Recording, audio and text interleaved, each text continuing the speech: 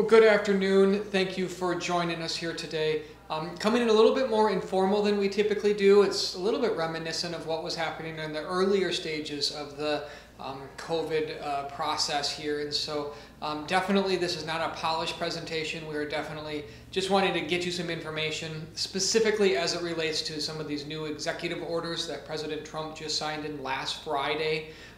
And so we are getting quite a few questions on those that we wanted to just take a moment here to step back and share some of what we know, or more specifically what we don't know regarding what these memorandums are and what they mean. We are getting a lot of questions on them, so if you do have questions, you're not alone.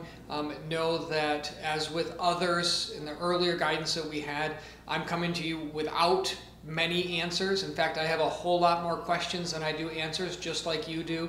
And so when you leave here today, you're probably not going to get a whole lot of clarity as to what specifically is the result of what we're going to do. Rather, you're going to get clarity on some of the questions that people are asking, some of the things not to do, and some of the things to at least be aware of that we know that we're looking at here. I'm going to cover all four of the memorandums that were passed here in this short presentation. The first three I'm going to go through quite quickly, and that relates to the Memorandum on Evictions, Memorandum on Student Loan Deferrals, and Memorandum on the Unemployment. I'm going to cover those fairly briefly, and then spend most of the time talking about the Memorandum on the Payroll Tax Deferral. That's the one that has the most implications for those of you that are watching, both if you're an employee or an employer, and understanding what that means to you and overall. So without ado, I'm going to jump right into that. I think the most important thing here to understand are these two overarching facts. The first one is that the president does not have the authority to impose taxes, which then also means he does not have the authority to cut taxes either. And so all four of these, none of them are cutting any taxes, are permanently removing any taxes, or changing any things. These are only directives that are going to internal departments on deferrals on things. And so these are not cuts. That's very important to keep in mind. And the second one here to keep in mind is that these are only directives that are giving information to federal agencies on how to then put things into place. So at this moment, they're not law, it is not ineffective, it is just purely guidance that President Trump is giving to other heads within the governmental agencies on what they should or shouldn't do here.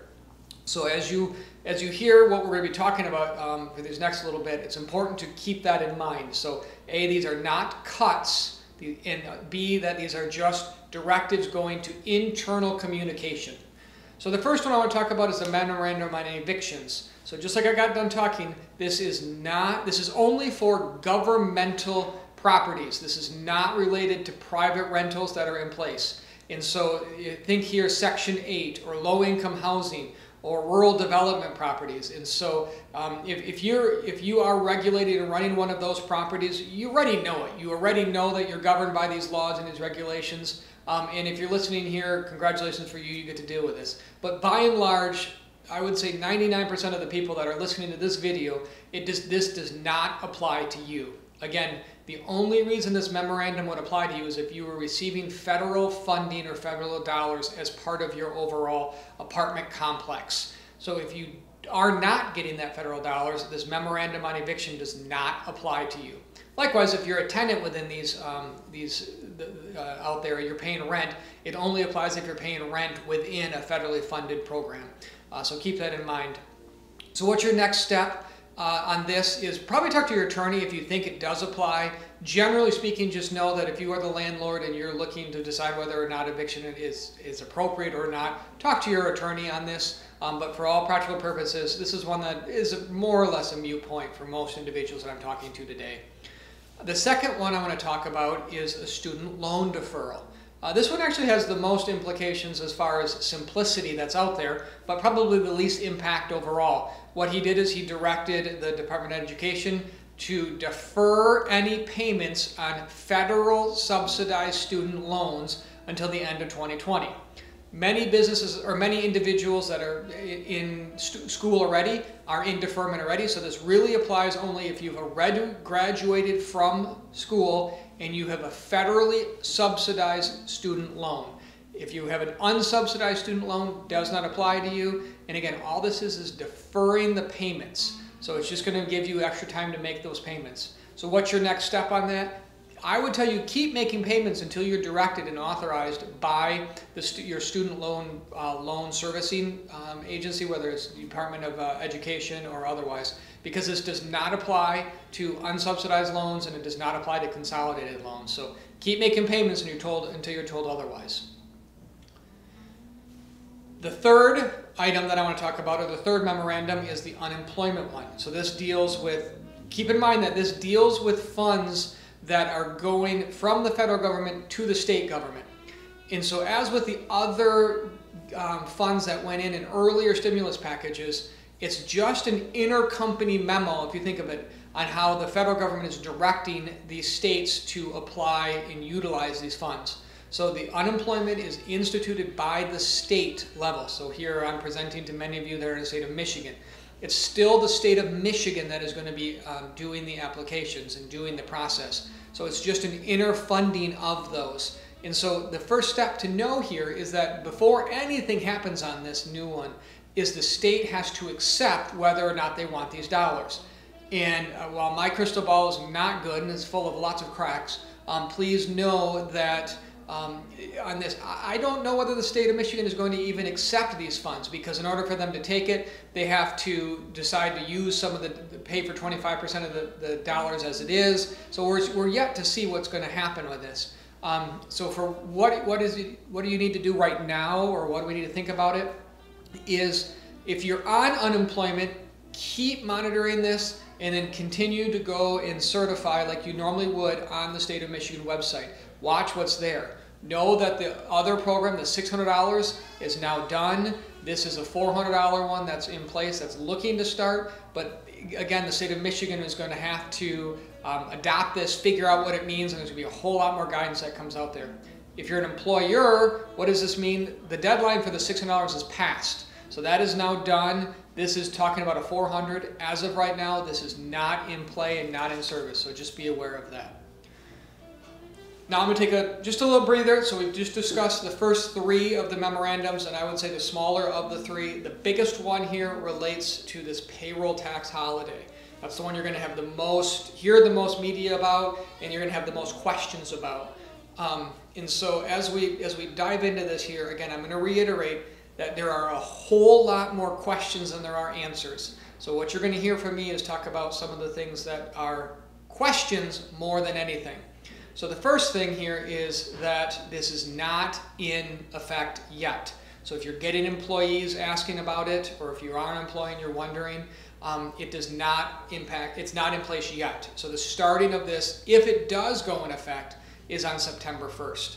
There's lots of questions as to whether this is even legal or whether it's allowed, but just be aware that it's not in effect right now. So it does not apply until September 1st.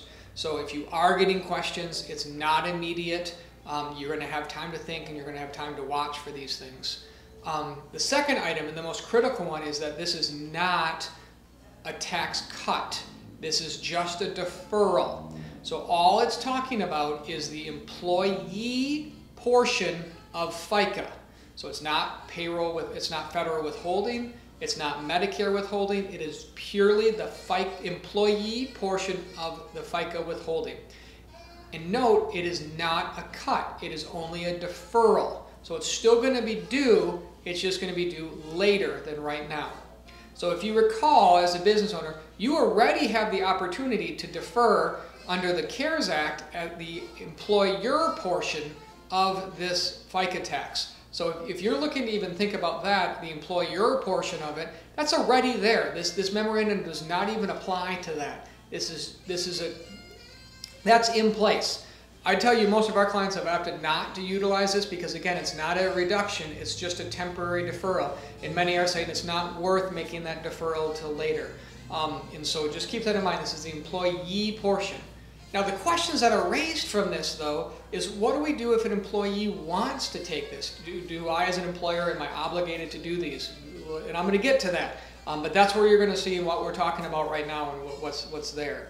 Again, what I would tell you right now is that it is not in play. So you're going to want to respond back if you're getting the requests today, tomorrow, as things are in the media. That is not in play right now. So it's a little bit of a wait game.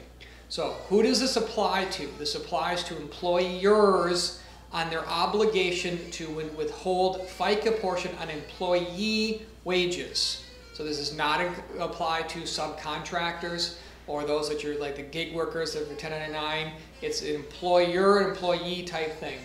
It applies for employees that are making less than $4,000 every 2 weeks, which comes out to be $104,000 of an annual salary.